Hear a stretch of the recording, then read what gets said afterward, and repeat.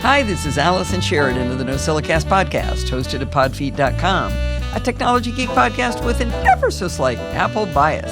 Today is Sunday, May 25th, 2025, and this is show number 1046. In Programming by Stealth, Bart has been teaching us how to create a real website for free using GitHub Pages. Part of the magic sauce is the static site generator software called Jekyll. In a previous installment, he taught us about liquid templates, which allow us to put in placeholders that are then automatically populated by Jekyll to create the site. In this week's installment, we learn how to use Liquid to start creating our own theme for our website. Now, the terminology of Jekyll and Liquid is still a little bit tricky, but maybe with some worked examples that Bart gives us this week and a challenge to do for the next time we get together, maybe this is going to start to cement in our brains. You can find Bart's fabulous tutorial show notes and the audio podcast at pbs.bartificer.net. I've explained on my show several times how to use Be My AI to add automatic captions to your images so that when you share them on social media like Mastodon, they will automatically be included as alt text. I've taught about how to do it, and this is from a company called Be My Eyes, and I have the great joy of meeting Hans Weiberg, who is the founder of Be My Eyes. How are you doing today? I'm doing great, thank you. So I've also been, we've got my friend Pat Dengler with us right here, and she's got on her Meta Ray-Bans that are a great tool for the blind to use Be My Eyes as an accessibility path to helping them understand their environments. And I hope that's what you'd like to talk about today. Absolutely.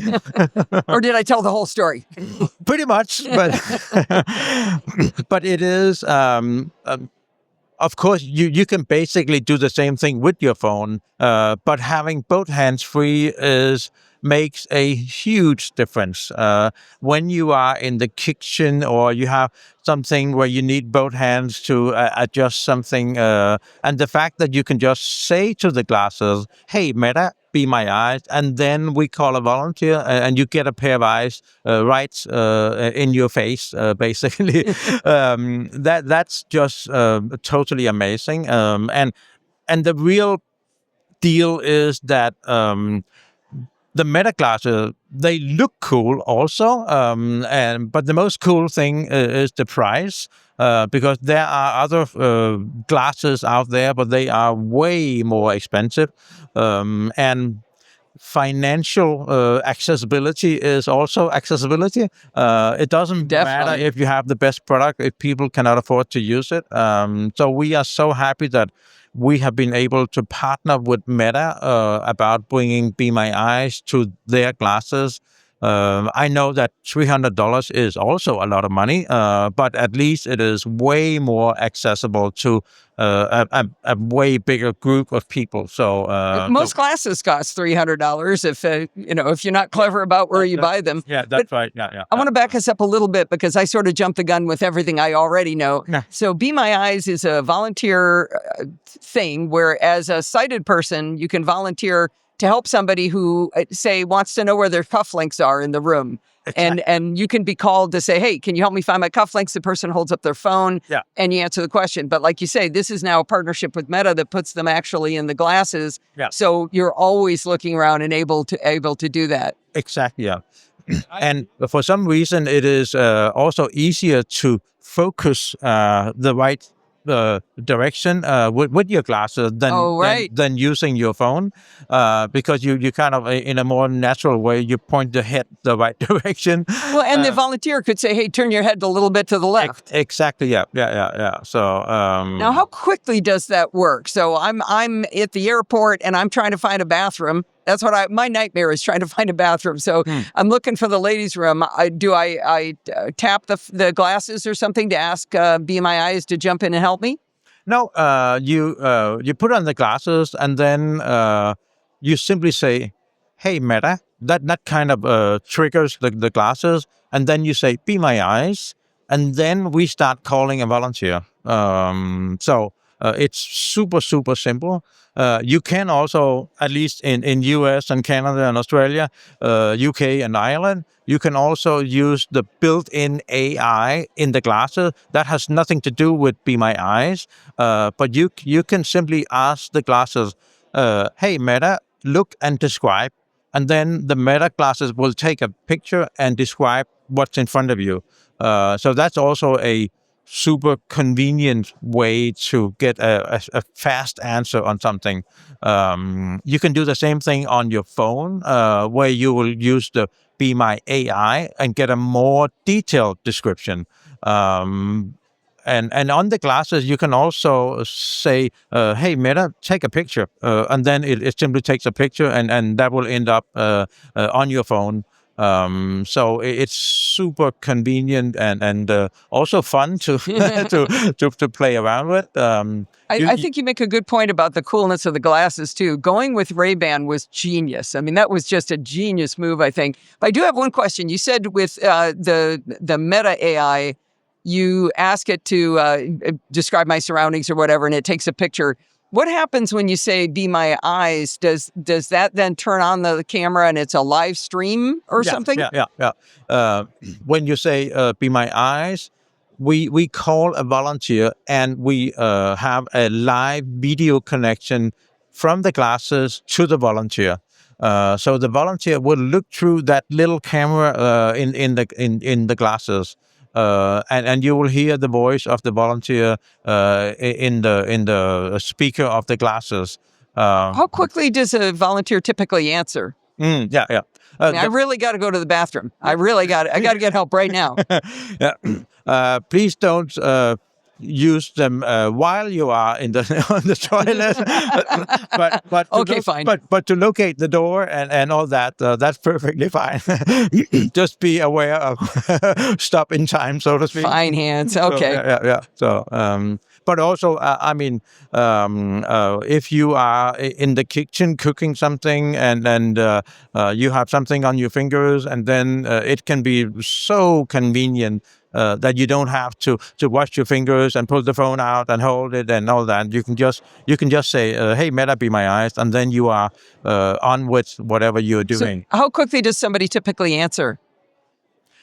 It will be within 10 to 20 seconds. Really? Yeah. Oh man, I was thinking it was a lot longer than that. And this is all free, right? It is. Yeah. We decided from. Be My Eyes is 10 years old, and we decided from day one that Be My Eyes should always be a free service. And the reason is that most of the blind people in this world, they live in the so-called global south, and maybe they have a smartphone, but a lot of people in the global south, they cannot pay $10 a month or something. And so we decided that if possible, Be My Eye should be a free service. Our business model, if I may, is that we have partnerships with companies like Google and Microsoft and Spotify and LinkedIn. So you can use the Be My Eyes app to get support with your Spotify account or your Microsoft products. And the good thing about that, there's a number of good things about it. First of all, Microsoft and the other companies, they pay Be My Eyes a monthly subscription to be on our platform. Oh, okay. Sometimes we laugh about that the smallest company in the world, Be My Eyes, has some of the biggest companies as our customers. But we can provide something that they cannot provide because Be My Eyes app is made for blind people because Microsoft, they could build whatever app they wanted, but you don't want a Microsoft app to call Microsoft and a Google app to call Google. That's never going to work. But when we can add all those companies into an app that you are using anyway and you are familiar with, then it is way easier for those companies to actually serve their blind customers in a meaningful way. And also, for instance, with Microsoft, they have maybe 1,000 agents answering calls from their customers. And most of those agents, they don't know about what a screen reader is and all that. But because they know it's a call from Be My Eyes, then we can route the calls to say 20 specific agents who get all the calls. That's great. Yeah. So those agents, they actually know what a screen reader is and why it doesn't work and what to do when it doesn't work and all that. And they know the person is blind, so they can explain the things in the right way. I can't imagine how frustrating it must be to try to start the call when you know this person's never going to be able to answer your call and try to get routed. So now within the Be My Eyes app, I think what you're talking about is there's a separate section where you can call different companies. Is that correct? Yeah. It's called Service Directory. So it's actually the secret way to get directly to better help, I think. But I promise I won't abuse that. Yeah. So, and also, I mean, just as I'm blind myself, as a blind or low vision people, finding a phone number to a company. I mean, some of the companies, I will not say any name, but some of the companies, they really try to hide their phone number.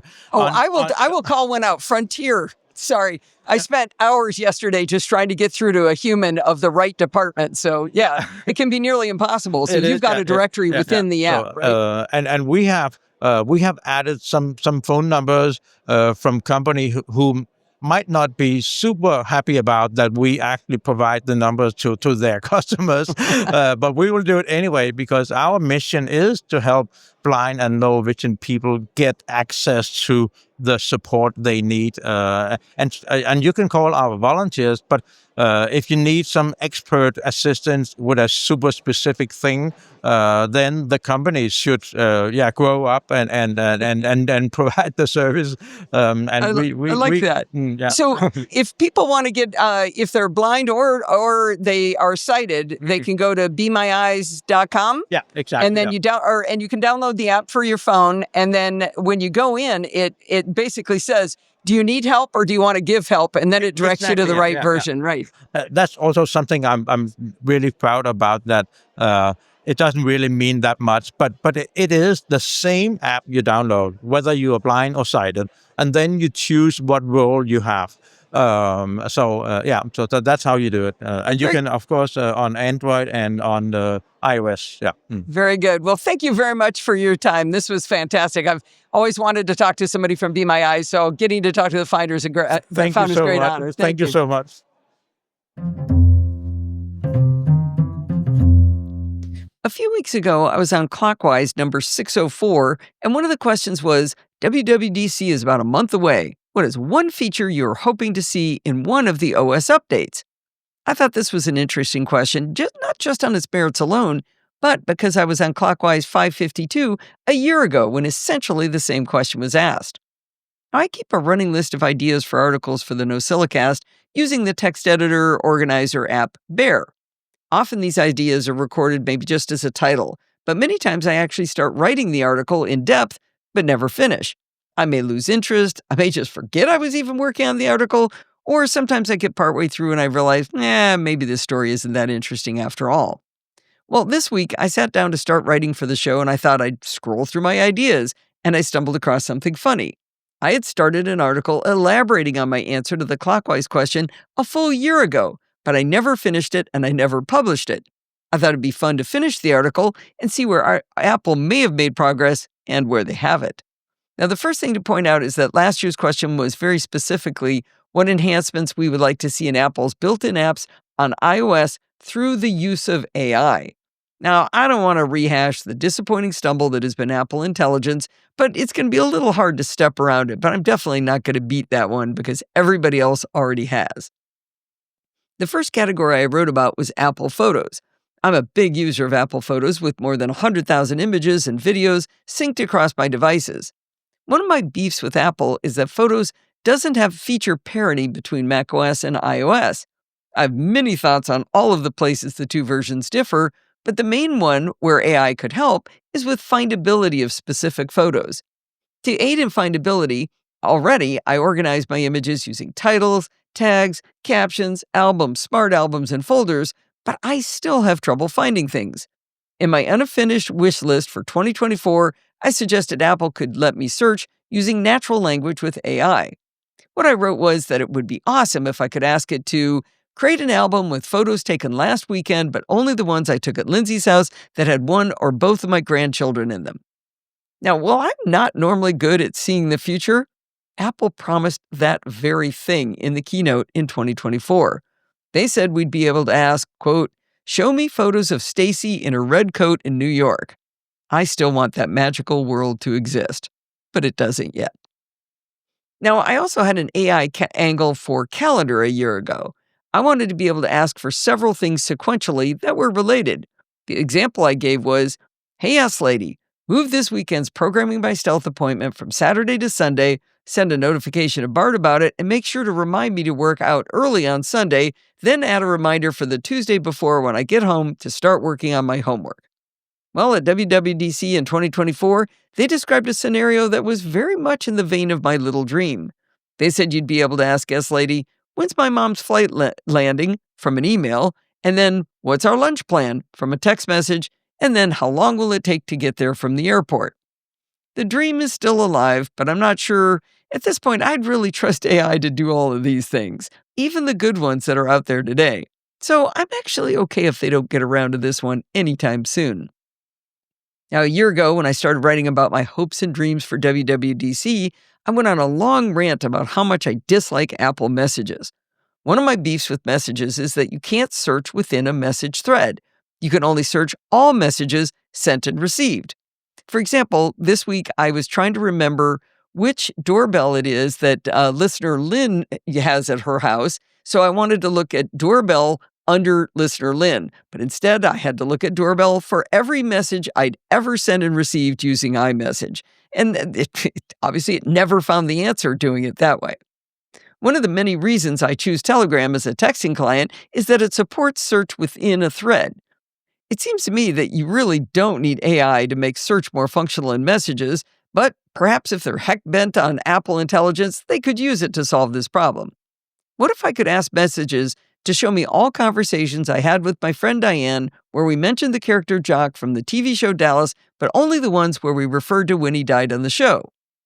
Apple spent time kind of dancing around on stage about this send later feature in messages, but they didn't directly address my dream. They did include crawling your messages using Apple Intelligence in their example about meeting up with mom for lunch, so I don't know, maybe there's hope yet. Or they could just make a better search for messages, and I'd be happier with that. Now, I think search inside many apps made by Apple could be improved with AI, but the primary place I had hoped to see it arrive was in the App Store. For example, one of my pet peeves was that even though I'm subscribed to Apple Arcade, I can't search with a filter of arcade-only results. I wanted to be able to ask it to show me arcade-only math games designed to improve arithmetic skills for 10-year-olds with 4 or more stars. Yeah, I mean, the games have 4 stars, not the kids. Well, maybe they should be 4-star kids. Anyway, the good news is that just recently, Apple did start allowing you to specify Apple Arcade in your search, so that's awesome. For example, you can search for Mahjong in Apple Arcade, and after an ad to buy another Mahjong game, you'll see Titan Plus in Apple Arcade, which is followed by a bunch of solitaire games, but at least they're from Arcade. I'm not sure that counts as AI, though, does it? It could just be a better filter. I tried my more advanced search, and while it did come back with math games that were 4 stars and above, the results weren't limited to Apple Arcade games. I tried different permutations of the request, and I had no better luck. Now, the entire data set of every app, description, and rating in the App Store, that isn't that much data, right? Compared to what AI is ingesting on the entire internet? So in comparison, this really shouldn't be that high of a stretch goal. All right, should we even talk about HomeKit? My mom always told me, if you don't have anything nice to say, don't say anything at all. But I'm going to disobey it. Sorry, Mom. A year ago, I tried to come up with constructive ideas where AI could help with HomeKit, but I'm not honestly sure any amount of AI would help fix the root problems with home automation in general. But for completeness, let's just finish this exercise. My first thought was that AI could help us create the automation rules for our homes.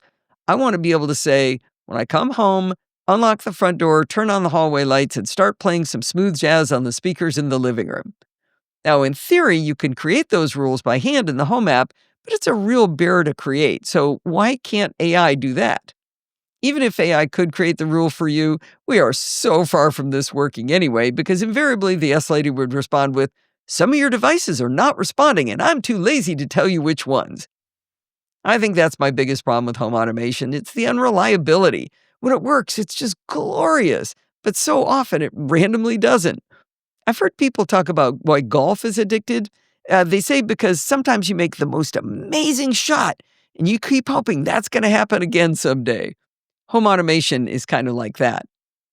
Now, the map apps from Apple had a rocky start, but now it's my go-to for travel planning and finding out exactly where a country is on a map. I know that sounds funny, but geography was not my strong suit. When it comes to AI, last year I asked for one thing and I didn't get it. Let's say I want to send flowers to Lindsay the daughter. I would like to be able to ask Maps to show me local florists near her house. It should be able to do that because it knows what a florist is, it has a list of them everywhere, and it knows where Lindsay's lives.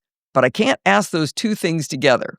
Unlike many of my other demands, this is something I do want to do all the time. I asked Maps this question, and it showed me a list of florists in Cleveland. Lindsay doesn't live in Cleveland. The florist didn't even have the name in Cleveland. I don't understand why it showed me a florist in Cleveland. Now, if I first search for Lindsay by name, Maps zooms right to her home. If I then search for florist, it zooms out a bit and it shows me florists near her home. So how hard would it be for Apple Intelligence to put those two pieces together? That seems like an easy win, right?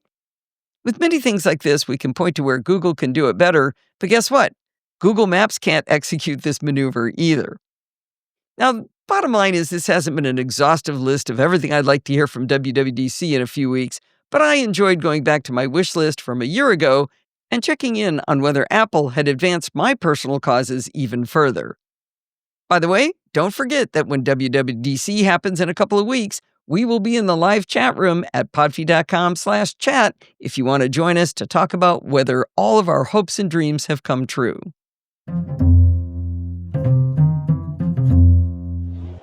Well, I came to this booth because Mary Jo Berry was giving Dolphin balloons away to children, and but it's actually a company that's doing some interesting work helping with people who have trouble with print media on computing devices. And you've got kind of three different things we're going to talk about. Yep. Where do you want to start? We'll start with Supernova. Supernova is our magnification in speech, and magnification and screen reading software.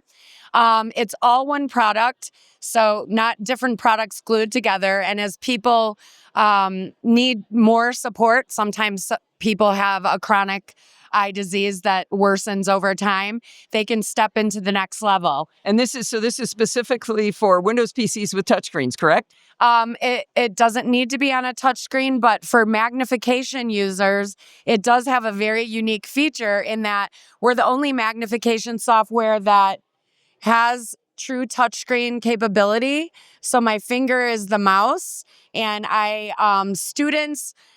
older students, college, university students really like being able to use a Surface Pro, a light computer. We use a lot less resources than a lot of competitors, so they love that feature. So what she's been doing is pinching and zooming to go in and out on the screen. And this product is called Dolphin Supernova. Okay. And now you've got a kiosk here. What is this product? So we've taken our core technology, Supernova, and put it on in a kiosk format.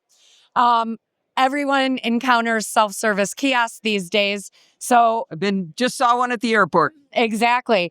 The trouble is, more and more we're starting to see that they're equipped for people who are blind. So a person who's blind would come to a kiosk, they would bring their own earbuds, they would know to plug into this Storm navigation pad, and then they explore the screen by using arrow keys while the buttons are read to them. So that's not part of your product. That's something. It is. It is. It is. Okay. It's part of screen reading, but it's pretty arduous, and it over accommodates the 95% of people who just have low vision. So we've used our magnification in the case of interactive kiosks so that more people can use a kiosk independently. And again, she's using her fingers to pinch to zoom around on the screen on a kiosk. So instead of having to start with something that maybe if you're just low vision, you don't even have that capability. Correct. And we also have a tap to talk technology. So if I click on a word, and our speakers aren't working, of course, because you're filming, but if you click on a word, you can hear it read or a piece of text. That way, people who are dyslexic or neurodivergent, people who might be second language speakers or even low literacy environments can interact in an independent way with self-service kiosks. Wow, that's really cool because you're encompassing everybody. That's it's not right. just about one group. Okay. Casting a wider net. There we go. So we're going to slide across over here to, what is this final product called? Yeah. So this is a product called Guide Connect, and it's aimed at the aging population. People who we call might be tech bashful. They're not real comfortable with technology. I like that. Tech bashful. Yeah. That's a great phrase. Well, they're not native It's technology kind. It's kind. users. Right. So when they're losing their vision or even struggling, with things like cognitively, with dementia or the like, we keep them in a closed environment. So they're not out in the wild on the Windows home screen opening and closing applications.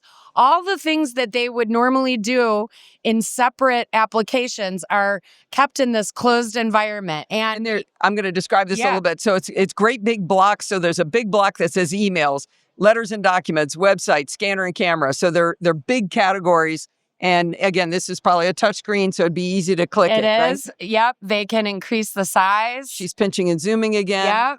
Okay. And every time they make a decision, so if they want to send an email, this is another great thing. We found that folks are way more comfortable with a remote control than a keyboard. So she's got a really pretty anything on this remote. She's got a really pretty blue Dolphin remote. Looks a little bit reminiscent of a Apple TV remote. Yeah. And so it's you're very saying they're simple. better at that? Yep, Okay. they're very good at that. So every time they make a decision, let's say we want to send an email, we're on email, and we could have speech on, but it's loud, so we're opting out of that. I make a selection. It says, okay, email. Now what do you want to do? Do you want to write one? Do you want to read your inbox? Do you want to go to a draft that you're working on? So if I go to my inbox, I might not have it set up, but every time I make a choice, I'm given the next choice. But So it's limited small sets each chunks time.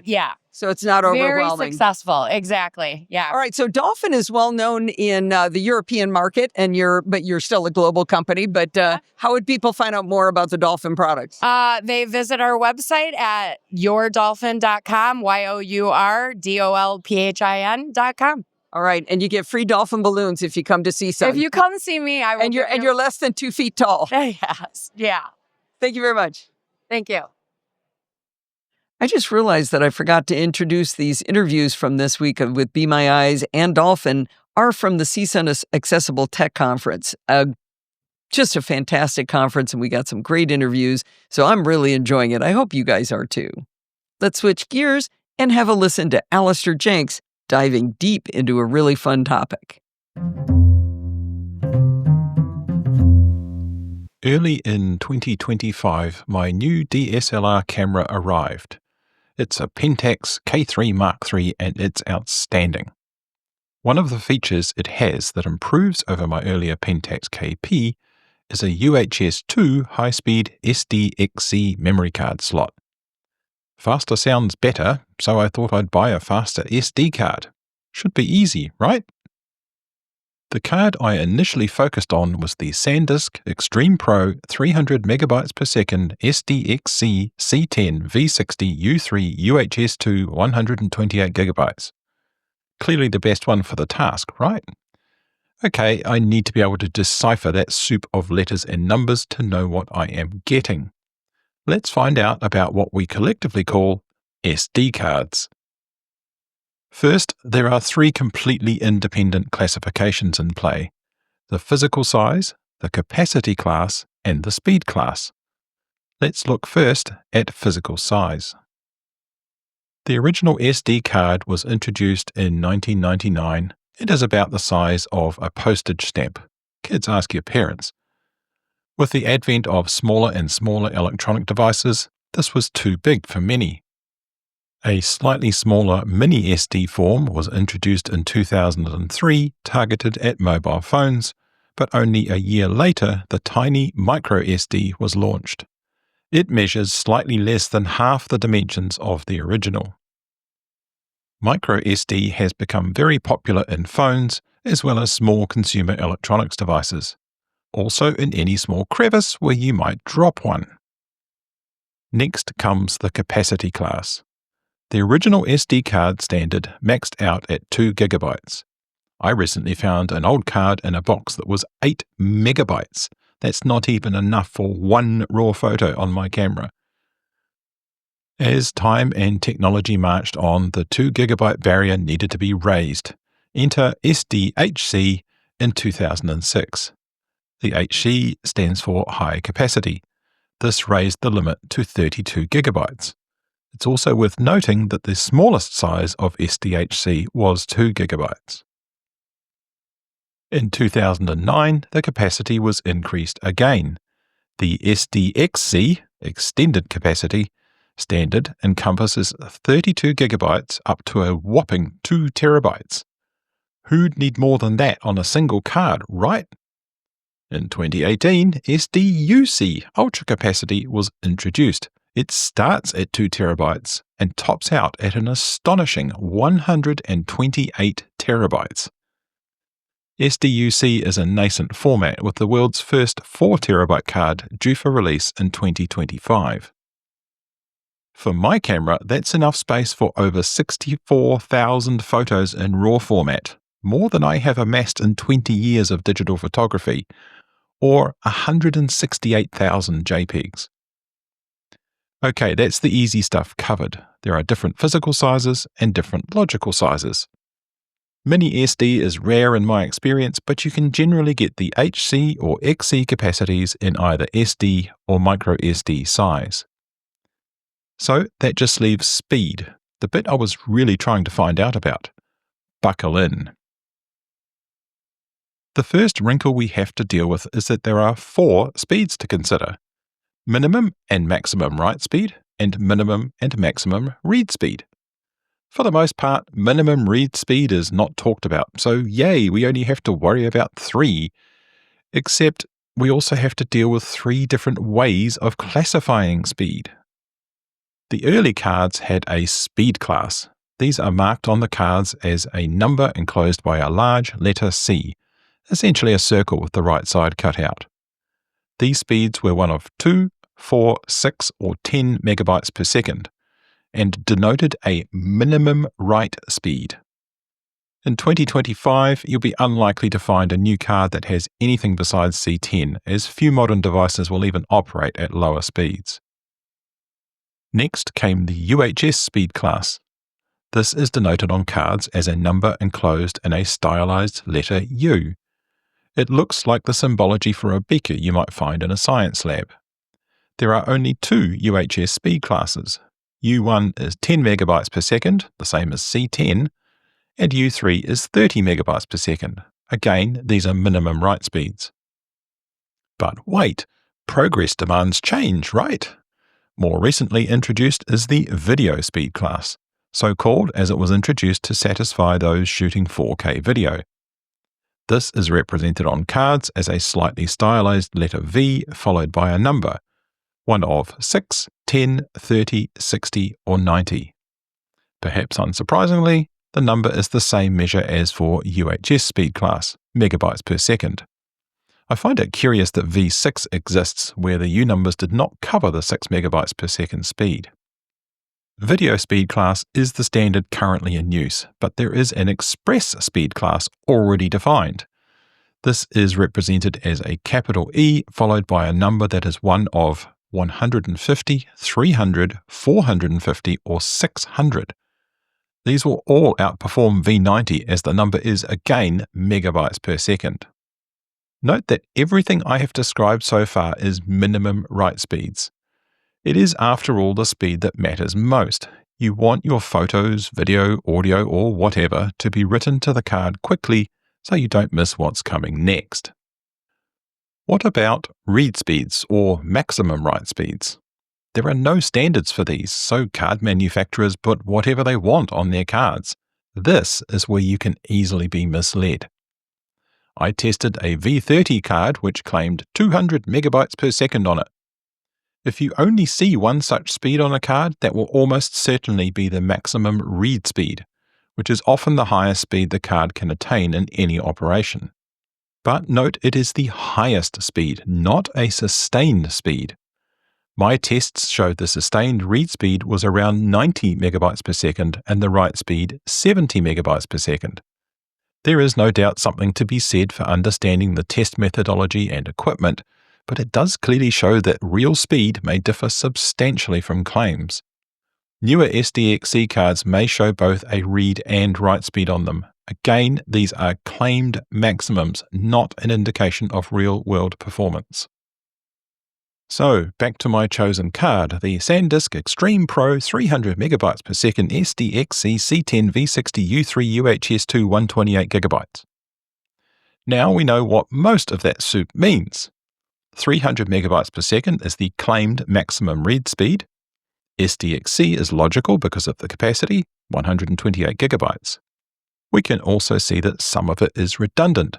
C10 is a minimum write speed of 10 MB per second, U3 is a minimum write speed of 30 MB per second, and V60 is a minimum write speed of 60 MB per second. The C and U numbers are eclipsed via the V number.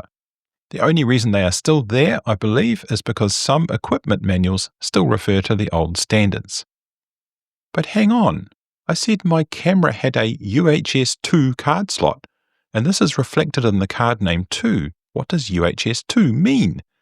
Whoops, did I miss out a speed class? Not really. Whatever the claims on the cards, the standards have maximum theoretical speeds based on the electrical design. The original SD cards maxed out at 25 megabytes per second. All standards from SDHC onwards have access to UHS design speeds. UHS 1 raises the limit to 104 megabytes per second, UHS 2 is 312 megabytes per second, and UHS 3 is 624 megabytes per second. Finally, because what's a standard if you don't change names midstream, SD Express tops out at an eye-watering 3,940 megabytes per second. Of these, UHS 2 is the current state of the art. Many devices are still UHS 1, but UHS 3 and SD Express are still not really a thing. Incidentally, if you have a Mac Studio, MacBook Pro introduced in 2021 or later, iMac introduced in 2020, or a Mac Pro, then you have a UHS 2 reader built in. So, do I need a UHS 2 card? It comes down to this. The electrical design allows for 3 times the data rate of UHS 1, regardless of the other factors. But the V class says what I am guaranteed to get. Obviously, real-world use depends on the device, but there's one more measure we can use to get a feel for this. Price. Using 128GB SDXC as the basis, and in New Zealand dollars from a local photographic retailer, a UHS 1 V30 costs $59, a UHS 2 V60 costs $129, and a UHS 2 V90 costs $279. Did you notice the first card was UHS 1 and the other two were UHS 2? It appears that, at least in the SanDisk range that I was looking at, a V30 card will be UHS 1 and a V60 or V90 card will be UHS 2. From this, we can infer that a V60 or greater card would be pointless in a UHS 1 device. In my camera, for maximum performance, I should choose between V60 and V90. Given the V90 is just over twice the price, I think it seems like the V60 is the sweet spot. Or is it? We need to consider maximum versus real-world speeds. A card from a reputable manufacturer should live up to the minimum claims, based on the C, U, or V number, but the maximum attainable in use will vary by use case. Importantly, those claimed maximums are generally given for sequential operations. If your device is not doing sequential reads or writes, the speed will drop dramatically. Reading and writing at the same time will also reduce speeds. Earlier, I mentioned my test results of 90 megabytes per second read and 70 megabytes per second write. For testing, I found an app on the App Store which specifically tests SD cards and includes several modes of reading and writing. More on that in a bit. By the way, if you're familiar with the Blackmagic disk speed test, that only does one type of reads and writes, which is, apparently, not fully reflective of typical use for devices using SD cards. The single-threaded sequential write speed of my V30 card measured 72.81 megabytes per second. That's a healthy margin over the claimed minimum of 30. Good so far. The single-threaded sequential read speed measured 93.29 megabytes per second, under half the claim on the label. Now, the label is a maximum speed, but for the real-world test to be less than half, I think they're stretching credibility. But wait, am I using a UHS 1 or a UHS 2 reader? My M4 Pro MacBook Pro's built-in port is UHS 2, so it should not be a bottleneck. It got me to wondering what speeds I would get with the Apple USB-C SDXC card reader I bought for my old M1 MacBook Pro.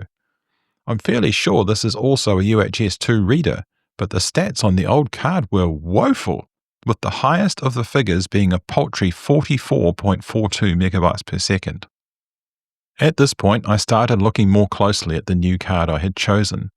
The V60 card actually shows both a read maximum of 280 megabytes per second and a write maximum of 100 megabytes per second, for twice the price of my old one. But I'm already getting 72 megabytes per second write, so is it really worth it? This was turning into a real minefield. Would I just have to buy the V60 and see how it performs? It seems like an expensive way to go. What I really need is for someone else to have done all the work. So I searched for SD card speed tests, and I hit pay dirt.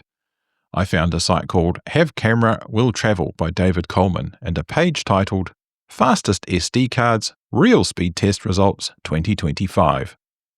David's page makes interesting reading as he explains what he is doing, how he is doing it, and why. He also explains what software he uses on a Mac to do the tests. It's the same one I had found on the Mac App Store called Amorphous Diskmark. It's free and simple to use. One intriguing point on David's page is he said he had variable results depending on the reader he used. Since 2016, he has been doing measurements of SD cards using an external reader and publishing the results. I found what I believe to be my old card, and he declares he gets a write speed of 102 megabytes per second and a read speed of 180 megabytes per second, substantially more than I get. I would have hoped that Apple's own UHS 2 internal reader would get the fastest rates, but apparently not. David's Mac has one, and he doesn't use it. The most useful part of David's list, however, and he points this out, is that whatever your equipment, he has comparisons of all the cards he has tested on the same high-performance equipment. Assuming my camera is high-performing equipment, I can make a judgment on my new card. So, how do the SanDisk cards fare? The V30 I have already scored 102 and 180, a very respectable result compared to the claim of 200. The V60 is not listed, and this is where it gets interesting. He has a card which is a U3 and UHS 2, and he lists the claimed speeds as 260 and 300, though achieving nowhere near that in real performance. The V60 card I am looking at on vendor sites claims 100 and 280. Clearly SanDisk are iterating on these products, making it even more complicated. David lists a V90 with a claimed 300 and 300 speed, and this achieves an impressive 306 and 304. David ranks this card as the current one to beat. He says, combined with SanDisk's strong support network, wide availability, and competitive pricing, this card looks to be a winner. He also says, something to watch out for, though, is that there are multiple cards that carry the Extreme Pro name. No kidding.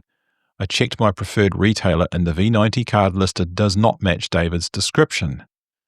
I am guessing from what I have seen that the SanDisk Extreme Pro cards that list both speeds on the card label are the newest and likely to meet or exceed their claims. B&H Photo have two versions of the V90 card with pictures that bear out the descriptions David gave. The V90 with a single claimed speed printed on it retails for $109. The one with both claimed speeds is $129 and bears the label New Arrival. So my final determination is that the V60 card is likely faster than my V30, but the latest V90 is the state of the art. I also read somewhere before I started any of this detailed research that no one needs anything more than a V30 card and a Pentax K3 Mark III for stills photography. So you know what I did, right? I generally recommend buying from B&H for two reasons. First, they have long established trust in the photographic community. You'll get what you see, not a knockoff. Second, they have fair prices. I asked the B&H site to estimate the cost to me in New Zealand dollars and it came to $374.64. Looking at local prices of the older, cheaper version of the card, they range from $169 to $519. The crazy part is that the B&H estimate includes a rather hefty shipping cost of $111.24. Ultimately, I trusted in Amazon for $201 Australian dollars plus shipping that is a lot less than the B&H would charge, even though it ships from Amazon USA. Oh, you want to know my test results of the new card? It claims 300 megabytes per second read and write. The single-threaded sequential write speed is over 3 times as fast as my old card at 223.9 megabytes per second. The single-threaded sequential read speed is over twice as fast at 204.95. These are the most important speed measures, so it's good to see such dramatic increases. All of the other measures are greater, but by lesser factors, ranging from 12% faster on a single-threaded random read to 73% faster on multi-threaded sequential writes. Money well spent? It's likely any other card would not perform as well as this one, so I think yes. Certainly when I am importing my photos from the card into Lightroom, it is visibly much faster than with the old card. I'm calling it a win. Believe it or not, there is even more to the SD speed story than I have covered. There are other classifications and speeds that have been used, but what I have described is the standard as it has come to be used in the mainstream. One speed measure was the X speed, expressed for example as 100x, which relates to the speed of CD-ROM drives. The final takeaway is this. If your modern device supports only UHS 1, then your best bet is a U3/V30. If it supports UHS 2, then you may decide on V60 or V90, but V30 is probably perfectly fine unless you're recording 8K video. The only way to know what you'll really get is to read reviews from people like David, or by using your device with the card. Well, thanks for that, Alistair. You know, I love me a rabbit hole dug down into, so that was really fun. I was a little bit surprised. I thought part of this, or the main thing, was going to be how fast you could take photos, that your camera was going to be demanding. Maybe you wanted to do burst mode, and would it be able to keep up, that sort of thing. Had never occurred to me this was all about reading the images in after the fact, but that's pretty fun. I enjoyed it, and I feel like it's completely demystified. I totally understand it now. Well, I recently asked folks if they would consider writing reviews for the NosillaCast in Apple Podcasts, and a few people delivered in spades. Bruce FBC, Brian from East Texas, and JLTO the third all wrote terrific reviews, and Pieman7 even included Steve in his thanks for the show. All of these warmed my heart. If you'd like to warm my heart too, you can open up Apple Podcasts and see if you can figure out how to find my show and do a rating for it, or you can use the link in the show notes and write your own lovely review.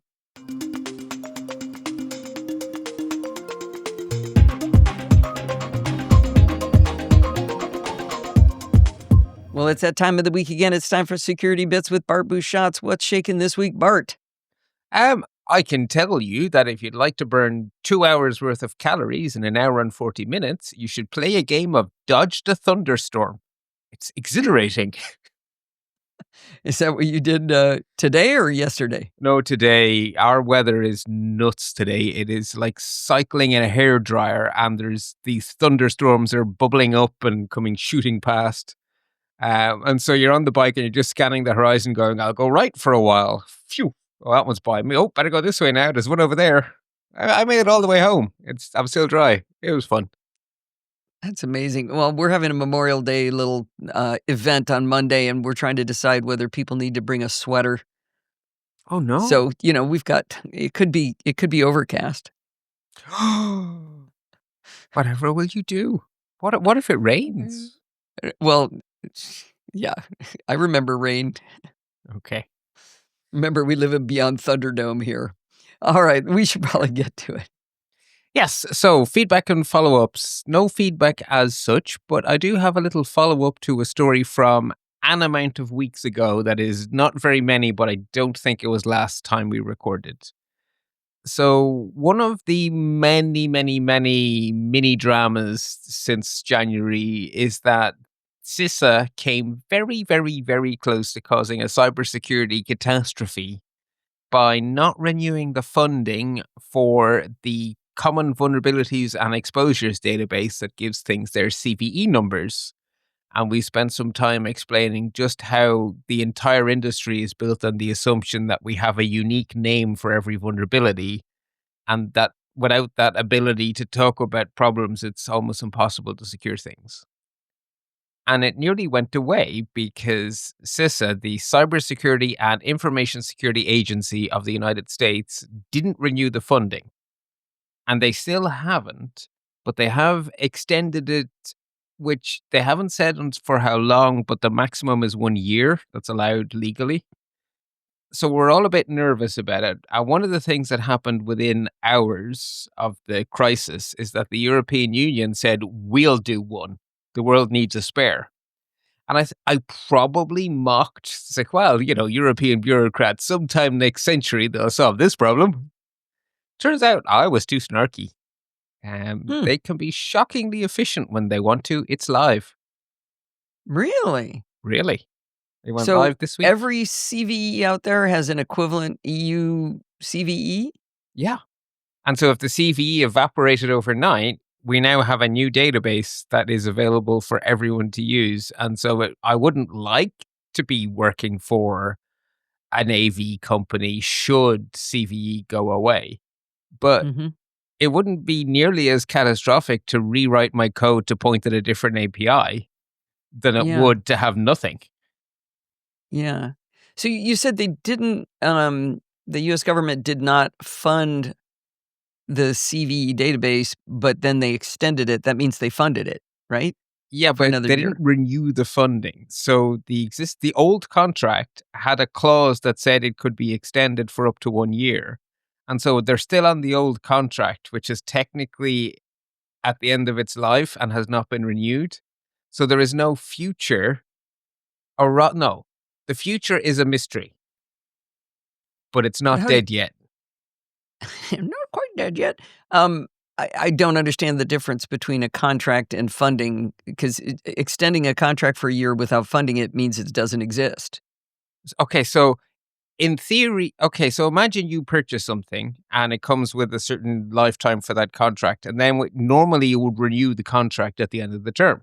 And then you have security again until that contract expires. And at the end of that contract, you'd have a renewal process. So there's a new signing process goes on and there's a new agreement.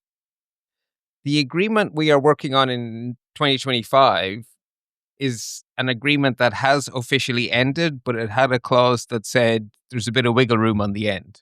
We're now in the wiggle room. There is no new contract.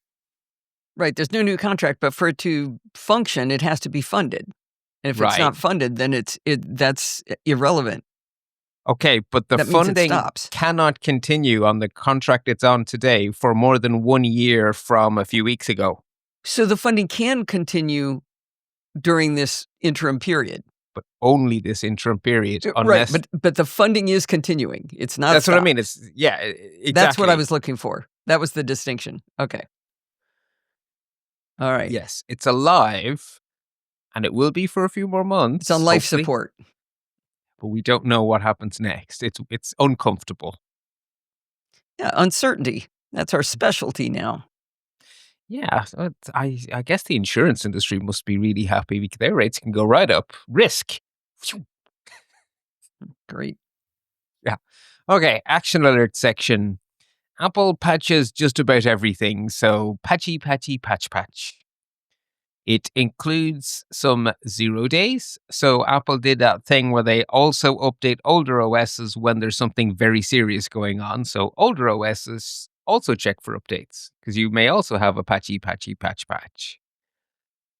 Patch Tuesday has been and gone. It's an average one. 5 currently exploited 0 days and 72 flaws in total. It's a small number of total. It's a big number of 0 days. So yeah. Either way, patchy, Swings patchy, and patch, roundabouts, patch. as a friend of mine says. I do want to back up a little bit to say, yay, that Apple patched the older OSs. Yeah. That's good. Yes. Some of them. Yeah. But, it's still good. Okay. Google have released an emergency Chrome update. So it's an out of band. So they have a monthly cycle. And there's always... Actually, sorry. It's Chrome, not Android, which means it is... Okay, they called it an emergency update, but it's not out of band. Take the words out of band out of the show notes, please. Okay. But they did issue it as an emergency update. Anyway, it Oh. patches a 0 day under active exploitation in the Windows, Linux, and Mac versions of the Chrome browser. So in the case of Chrome, turn it off and turn it on again. It will patch itself, but you have to turn it off and turn it on again. I just opened it. It didn't seem to say anything about It never says updating. anything. Just does it. Okay. Okay. Well, I do notice that it reset the Command Q thing, so I have to hold it down again. That was nice of Okay. it to change that back. Lovely. So it did something. Yes. All right. Firefox have also issued a fix, and this is kind of a fun one because one of the things I love is the Pwn to Own conference, where in order to win prizes, you have to do responsible disclosure. So you're really well incentivized to find bugs. The prize money is massive, and the only way you win the prize money is on condition of responsible disclosure. So it was Pwn to Own Berlin. There were 28 0 days discovered, and the total prize pot was $1 million and another Wow. $78,000 on top of that, actually. $1,078,000. Who pays that money? Who's it The funded by? sponsors of the conference. So there are all sorts of industry groups. So it's basically companies like Microsoft and Apple and Google and whoever sponsors Pwn to Own because they want Okay. to get these vulnerabilities responsibly. So this is a way to get that out of the community by supporting professionals who are not cybercriminals. Okay. It's Got cool. it. Hey, your next bullet starts with an acronym that I've never seen before. You know how I For- love your acronyms. I knew you would say that, but I'm not going to type for attention of. But basic, I don't know if I want to do like, I don't know, maybe if I need to find an emoji or something. It's like, say, How about just you folks. take it out? It works without it. It sounded a bit FAO, imperious without it. FAO has no meaning. That's not real. Those aren't words. Use words. Always make things more clear. Bart and I have this argument in the background because he likes writing in these shortened words, and if it reduces communication, I'm against it. Fair enough. Anyway, Nozilla Castaways, and only those of you who have an Asus brand motherboard, pay attention. One of the features of your motherboard is that it makes use of a Microsoft feature which is potentially quite clever, where drivers can secretly install software to help keep themselves patched without you knowing. So if everything works well, in theory, it means that your machine gets the latest drivers without anyone having to do anything. But in this case, it turns out that the drivers being sent were really scary buggy, and you need to do an emergency patch ASAP, and it's not clear how good the Asus software is at the patch bit. So basically, there's a thing called the ASUS Driver Hub.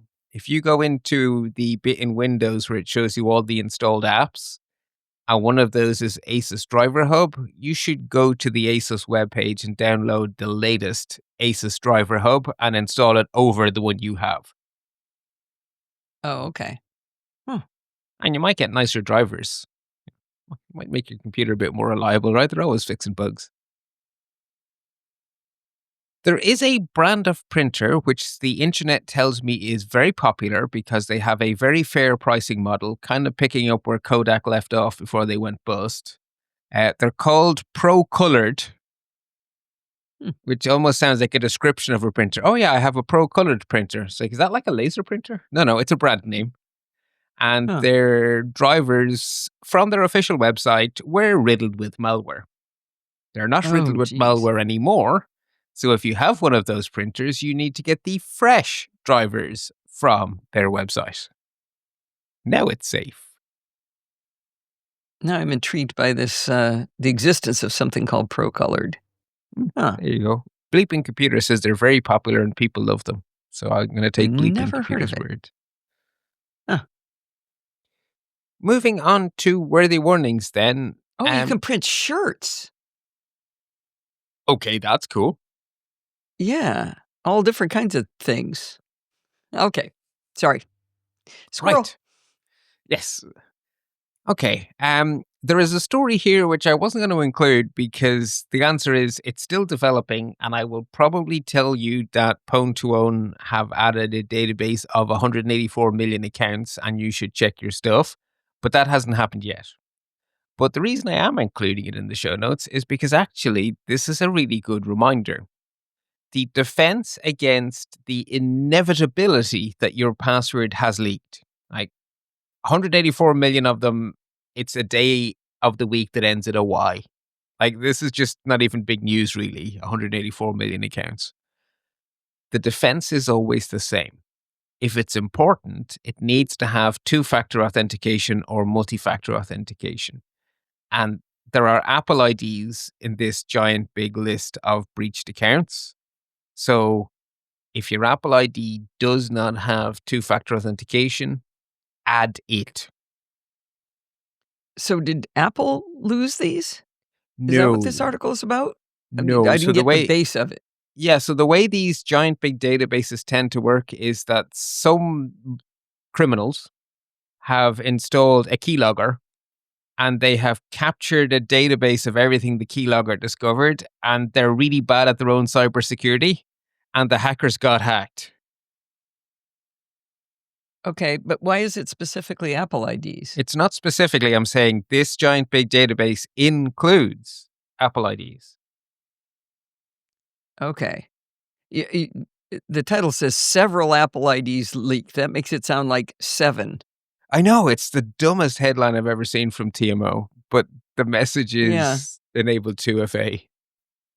But the real article is about the fact that I guess Mac Observer is Apple centric, but this story is really about Google, Facebook, Instagram, Microsoft, PayPal, and Apple IDs. It's not that Apple IDs. Maybe we should find a different link because that's a terrible title.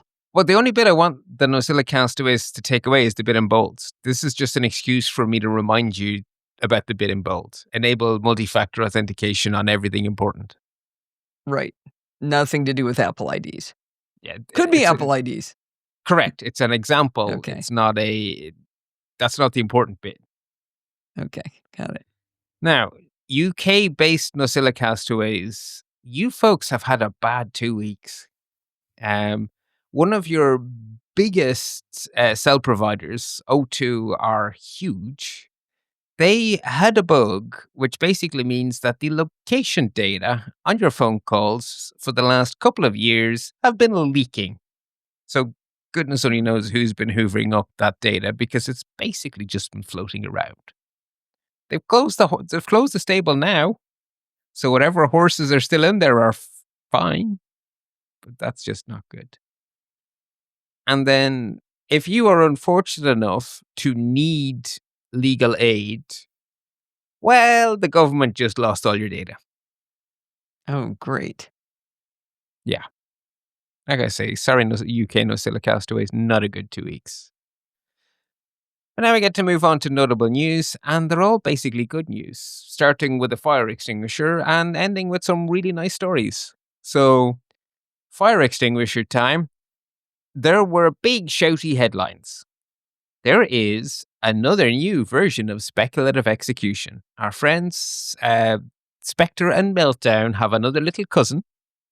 This one got a few extra headlines because the very, very, very, very, very first workaround that had this massive 30% impact on performance, it's bypassed by this new vulnerability, this new way of exploiting the same idea.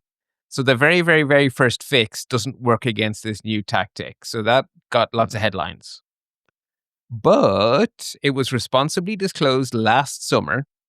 Intel already released microcode fixes. The performance impact of the new fixes is merely an additional 3%, 2.7 to be exact, which isn't bad as these things go. And as is always the case here, the risk to home users is extremely low. So we don't need to panic. And it's Intel only. No AMD, no ARM. So the people who really need to know about this are people running cloud services. They already have an update from Intel a few weeks ago. They're on this. So okay. mischief managed. Yes. Meanwhile, there is a story which some people may interpret as permission to keep running Windows 10 for another 3 years, because there was a lot of headlines about the fact that Microsoft are going to continue adding bug fixes to Office 365 for Windows 10. They're not continuing to secure Windows 10. They're continuing to secure Office 365 running on Windows 10. If you are a corporate user and you pay for a very expensive thing called Extended Security Updates, ESU, you can use Windows 10 until 2028, and you will pay a per PC per month price of, I think it's like $75 per PC per month. It's not cheap. Home users can't even get it.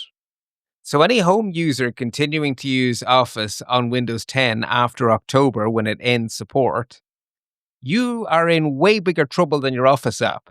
Your entire OS is insecure, so this is not permission from Microsoft not to update to Windows 11. You have to go to Windows 11 or Linux. How long has Windows 11 been out? Oh, years. Like a decade? Oh, no, it's probably not that long, but it's a while. I know you'll find the answer before I even get the next story written. Yeah, right. Why do we even try? Let's see. Oh, something like 4 years. Windows 11 came out October 2021. It's not even 4 years old. Yeah, but in computer years, come on. Most people's laptops last half that long. Yeah, I don't know. Those Mac I hear from a lot of people where they're like, I'm running this 2014 24-inch iMac and blah, blah, blah, blah, blah. And he's like, oh my gosh, how are you doing that? So I think they're lasting longer and longer. Which is good. And remember that Windows 10 is way older than that. That's, Windows 11 has been out for so long that there's a lot of support for it. Anyway, just in case anyone saw the headline and thought, oh, great, I don't have to do anything. No. You do. Okay. Meanwhile, Signal have made their instant messenger more secure on Windows 10 AI PCs. So these are Windows 10 or 11? 11, thank you. Not entirely sure what I said, but the fact that you corrected me means I'm sure I was wrong. Windows do a special line of ARM-based PCs that contain the same kind of hardware AI processing unit that it makes our iPhones so good at doing AI stuff. And they call them Windows AI PCs, and they have a feature called Microsoft Recall, where every couple of seconds, there's a screenshot taken, saved to the local hard disk, and you can then say to your Copilot PC, what was I doing? What app was I running 3 days ago when I was talking to Bob? And it'll go, Right. actually, you are in mail and you are sending Bob an email about the widget order for bloody blah, right? So it's potentially useful. But you don't want that AI hoovering up sensitive information. So since Signal is a secure messenger, they have added an optional feature where you can make Signal invisible to Copilot by using the DRM APIs built into Windows. There is a valid use for DRM. So this is like how if you try to do a screen recording and you bring up, say, your Apple TV app and you play a show, if you record the screen, it looks like it's recording it, but when you get the recording done, it's going to be a black screen. Exactly Oh, that that's feature. great. By the way, they call them Copilot PCs, not AI you. PCs. Yeah, Yeah. I was getting my branding wrong. Thank you. That's genius, though. And very obviously something you would not want recorded. That's Exactly. the whole point. And then lastly, we get to end on a story that's just the kind of little thing that makes you and I's open source heart sing. So Microsoft added a really cool feature to Edge, which is their browser. And if a lot of people, everyone knows that you shouldn't run your Windows machine logged in as an admin, because then if you get malware, then the malware has loads more rights because you're logged in as an admin. And by the way, we Mac users should also never do that. But you know something? 20 kabillion of us do, because Mhm. we're humans, we're lazy, we couldn't be bothered. And Edge, when you launch it as an admin, it degrades its own permissions. It basically tells Windows that this process has no admin rights. It proactively sheds its admin rights. So if a web page managed to exploit an undocumented bug, a 0-day perhaps, that no one even knows about, Edge doesn't have admin permissions. You're still logged in as an admin, but Edge isn't. It has voluntarily given away its permission. So you're way safer. The blast radius, and that's actually a technical jargon term, blast radius, one of my favorite terms in cybersecurity. The blast Huh. radius has been massively reduced. And Edge is a Chromium browser, which meant that Microsoft added code on top of Google's base. And Microsoft gave that code, not only did they give the code back to the open source project, they helped the Google engineers to translate it so that it still works for their tweaked version of Chromium that is the fancy pants Chrome browser. So now Chrome has the same trick. If you run Chrome on Windows, even as an admin, your Chrome browser, which is the most popular browser on planet Earth, is way less exposed to even 0 days that we don't know exist. But so that's really interesting. So Chrome was open sourced as Chromium, Hmm. and then Edge was built on Chromium. Microsoft did this trick to make it more secure, open sourced it, and then helped Google put it into Chrome. Yeah. That's a beautiful cycle of life. I like that. Isn't it? That's just amazing. So I know he says, "Oh, commercial software you can't do open source." Of course you can, and it makes us all better. So I just love this story. And while we're on stuff that makes our nerd hearts sing, one of the coolest things that has happened in the Microsoft universe since Satya Nadella took over, because before he was CEO, Satya Nadella ran Microsoft's cloud infrastructure, and he sort of Trojan horsed. He got into Microsoft the idea that Linux isn't the enemy that we should be suing out of existence. It's something we should lean into and proactively support. And he sent his salespeople around with a slide deck with a Linux penguin. I remember that slide deck being delivered with my work hat on, and it blew our minds. And the Microsoft guy had a grin on his face going, "I thought that might get your attention, you red hat folks." And he's now CEO. So when he became CEO, he took that Linux love out of just the cloud stuff and brought it into Microsoft as a whole. And so Windows now has a native translation layer in the Windows kernel that can run simultaneously the same actual kernel talks Microsoft, what's the name of that Windows APO? Win64. And it talks POSIX, which is the language of Linux and Unix. But it doesn't have two versions of everything. It has one version of the C code with two APIs, effectively. So it's really efficient. And that way of getting Linux onto Windows without overhead is called the Windows Subsystem for Linux, WSL. They just open sourced it at build. Oh, now I'm understanding. So I saw this announcement, and I remember when they came out with Windows Subsystem for Linux, and you were very excited. And I was like, that was like 2 years ago. Why are we hearing about this now? But it's that they open sourced it. They open sourced WSL. But what good does that do if it's to make it work concurrent with Windows and nobody else can make Windows? What good does it do? Does it? It makes it more securable because there are now way more eyes on the code, which is a way of getting the Windows kernel more secure. But why would people have eyes on the code if they can't do anything with it? They sort of can, because if you're writing a different operating system and you want to do the same trick of having Linux compatibility without necessarily being a Linux kernel, if you're... Who else is writing an OS? I suppose if you're there's real-time OSs out there. They're right, usually there's based actually, on Linux. Yeah, so there's a lot of stuff that makes the internet go that isn't running either Windows or Linux, and that could really benefit from having zero overhead POSIX support. See, I don't know of any. I mean, like I said, the real-time OSs are usually Linux-based already, right? No, What they're other Unixy. OSs? A bunch of them. Believe it or not, here's a fun fact. BlackBerry isn't dead.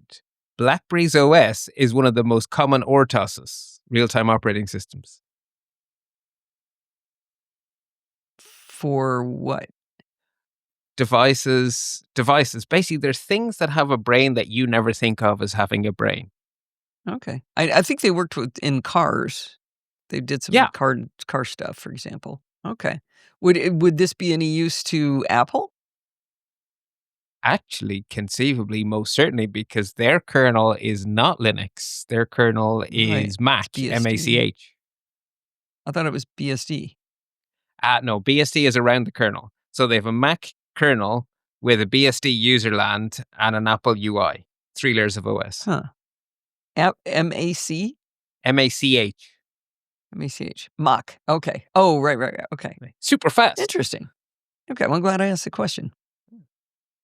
So it's cool. And the more Microsoft shed the secrecy, the more secure Windows gets, because even if no one can use the code to make something else, the cybersecurity industry can now see the code, which means it's easier to submit responsible bug disclosures to Microsoft and nip nasty vulnerabilities in the bud. So the least good that could come out of this is more secure Windows. And I think there's lots more potential good. Cool. Yeah, I loved it. That is fun. I also heard an interview on a podcast with Microsoft's chief of open source. He was really proud of this open sourcing of build or of WSL. And he said he was a really fun guy, and he really hadn't drank a lot of the corporate Kool-Aid because he was an open source guy for years. He said, "Oh yeah, my secret mission is to get them to open source Windows. I'm nowhere near succeeding, but that's what I want to do." Wow. You're talking out loud. And they're letting you. Yeah. I could just remember back at a conference. I know I've told the story before, but I love it so much. I was at a conference where Steve Ballmer was on stage, and he was taking open questions. They'd been filtered, but he had open questions from the audience. And one of them was about, God, what was it? It was supporting something on Mac OS. And it wouldn't have been Office because Office was already there. But there was something that they... What's that? Internet Explorer? Was that in the days when there was still IE for Mac? Maybe that's what it was, but so let's call it that for the sake of argument. The discussion's the same, and the way Ballmer answered it was so condescending, not false, but condescending. He said, "Let me try to oh no, I know what it was. It was Microsoft Office on Linux. That was what people wanted." And he said, "Okay, let's think about this. Mac OS is a nice little business for us. It's little, though. It's really little. And Linux is smaller than Mac OS, and it's made up entirely of people who don't ever want to give us money. So no, we're not going to, he made a really good point. He wasn't wrong, but the way he said it was just so condescending. So it's just kind of fun to see things kind of turning around. I mean, I don't think they will ever put Microsoft Office on Linux, because the end answer, if nobody wants to pay, if you're using Linux, you probably don't want to pay anybody for it. You're going to use OpenOffice. So, but things are much different than under Ballmer. Very, very, very different. Very different. And with Office 365 working so well in the browser, the pain point of Linux users is, I know a lot of people who live on Linux and they use Office 365 and it just lives in a Really? site-specific browser. Like Huh. Firefox on Linux has a feature that you can turn any web page into a standalone app on Linux that behaves just like a native app. Mm-hmm. And they just work away. And they don't open support calls with us. They don't need any help from us because they're Linux nerds and they're perfectly happy to look after themselves. And they just compute away and they join us in the Office 365 place we are as an organization. It doesn't bother them, which is very different to a few years ago where you'd be running Wine and trying to make it work and it would be crashy and ick and yeah. Right. I almost feel like we started cleansing our palate, but we have the formal section in the show notes. I have a lot to share this week. So the first thing is I picked the wrong time to plug the economics of everyday things last time. They did some cool stuff that was accessibility related. So I was like, well, that's a good enough excuse to tell people about a podcast I love. Allison's listeners are very interested in accessibility, how closed captions work. That's cool. If I'd waited a week, I could have had an even more appropriate link, because as I was next in my podcast player was the last episode of the NosillaCast. And just above it was this thing I'm about to tip now. The Okay. economics of data centers. Why do cities work so hard to get a data center that installs like 5 people or employs like 5 people in their town? Are governors silly? Or actually does it make amazing economic sense? Psst. These things involve real money. They're not silly. Okay. Huh. Look, I'm not going to spoil the show, but basically Okay. they're 15-minute episodes, so they're not even long. But it actually makes sense to fight over whether or not you get a data center in your state. All right. Interesting. Yeah, I did really like the one on accessibility, and I understood what you were trying to explain much better than, I don't know if people remember, but 2 weeks ago when Bart was talking about captioning, I didn't understand until well into the conversation that the words he had not said were real-time captioning being done by humans, and that makes all the difference in the conversation. But yeah, that was a really good episode, so I might need to check this one out. Cool. Yeah. And then I don't like to. I know you prefer short, snappy things, but this is an hour-long interview, and it's too good not to plug. It blew my mind. Well, I don't have anything against long shows. This is a long show. That's fair. That's very fair, actually. Don't make me read a lot. Oh, that's it. Yes. Okay. So Johnny Ive is generally a very guarded person. Even when Apple did on-stage events, he would always appear in his magic white box on a video, right? He's not an outgoing type of person. And when he's on interviews, he's the kind of guest who, if you're not careful with your questions, goes down to yes, no. Well, the guys who run Stripe, they're a pair of Irish brothers. They're really cool guys. And one of them was the chief interviewer at the Stripe conference, which is not really about design, but it sort of kind of is, because people who use Stripe are in all sorts of businesses. Anyway, at their conference, he had a conversation with Johnny Ive, which was the most human and at ease I have ever seen the man. And the discussion was fascinating. I actually felt like I got a real look into why Johnny Ive is an above average human being. It was wonderful to watch that conversation. Sounds fun. And then the last ones I have here, because the perfect segue to your pick, And they literally just blew my mind. And I was going to post just one of them, but within a few days of each other, they both became NASA's astronomy picture of the day, APOD. Okay. So they started off with a photograph of the surface of Pluto. It's Ooh. Pluto. When I was a kid, we didn't know how big it was. Like, thing was a complete mystery to us. We didn't know if it was made of ice or if it was made of rock, or we knew nothing about it.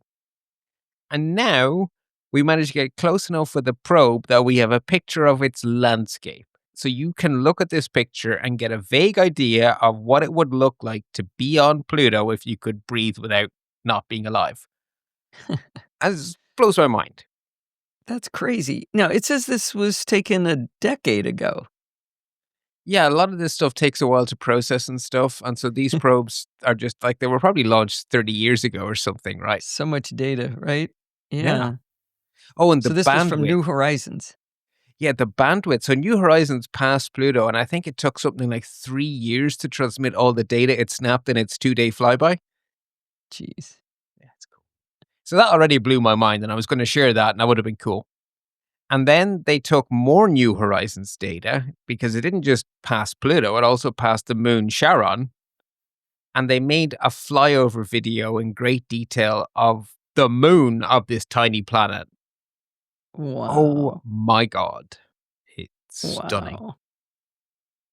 Somebody's going to write in about it being a planet, but we won't go down that road. Dwarf planet. Yeah. Oh, those are cool. Yeah, that's neat. That's just astonishing what we can do. Well, the topic that I have is, like he said, that was a great segue for that. Brian Greenberg posted on Mastodon, and I mean, the knowledge is elsewhere, but Voyager 1 was, when did that one take off? I wasn't born yet. Okay, give you an idea. It was a while ago. Now, it's only 25 billion kilometers away, otherwise known as 15 billion miles away. But the spacecraft's primary roll thrusters have been offline since 2004 and were believed to be permanently dead. And Brian Greenberg keeps explaining, with backup thrusters at risk of failure, JPL engineers gambled on a high-stakes heater reset. If they had been wrong, it could have caused a small onboard explosion, but if right, it could restore control 15.6 billion miles from Earth. They were right. The thrusters fired. Voyager 1 can now still hold its course. Now, this wasn't a reboot, he says. It was old-school problem-solving, deep systems knowledge, and the audacity to trust an idea that might just work. The most distant human object is still flying because a team believed it could. If that doesn't give you chills, you're cold-hearted. I am desperately trying to find the answer to the question of how many light minutes away the Voyager is, and I think it's probably light hours. I think it is so far away, it takes hours for the signal to get to us. It's still 300 years from the Oort cloud, so it's got a little ways to go. Right, but it's a long way away. Okay, I love that. Here's a number. What makes us think we do this? Okay. So one of the coolest units used in astronomy, so we puny humans can understand how bloody big it is the distance from the Earth to the Sun. It's called an astronomical unit. Right. Voyager is 167.34 astronomical units away from Earth. Wow. That's crazy. That's crazy. Yeah. Blows my mind. I just love that humans think they can do things like this. Like, what audacity do we have, like they said? Right, but in the end, it sounds like they turned it off and on again. Yeah, but in the 70s, someone went, our technology is so advanced, our computers are so amazing, we can go to the edge of the solar system. And they could. Right. Crazy. Very cool. Well, I think that's a good place to end us off, Bart. That was a fun way to close it out. Indeed it was. So until next time, folks, stay patched so you stay secure. All right, that is going to wind us up this week. Do not forget to join us on June 9th at 10 a.m. Pacific time at podfeet.com/chat, where we are going to text back and forth to each other while watching WWDC's keynote. We are not going to be live in voice. This will be just texting, so that link will get you directly to the Discord chat that we do use during the live show. But again, No video, no audio is going to be coming through. It's just got everybody just going to be typing whether they're disappointed or delighted. Hope you'll join us. It's a lot of fun. Anyway, did you know you can email me at allison@podfeet.com anytime you like? If you have a question or a suggestion, just send it on over. Remember, everything good starts with podfeet.com. You can follow me on Mastodon at podfeet.com/Mastodon. If you want to listen to the podcast on YouTube, you can go to podfeet.com/YouTube. If you want to join the conversation, you can join our Slack community at podfeet.com/Slack. And in there, you can talk to me and all of the other lovely Nosilla castaways. You can support the show at podfeet.com/Patreon or with a one-time donation at podfeet.com/donate, where you can use Apple Pay or any credit card. Or if you like PayPal, we've got that too, podfeet.com/PayPal. And if you want to join in the fun of the live show, head on over to podfeet.com/live on Sunday nights at 5 p.m. Pacific time and join the friendly and enthusiastic Nosilla castaways. Thanks for listening and stay subscribed.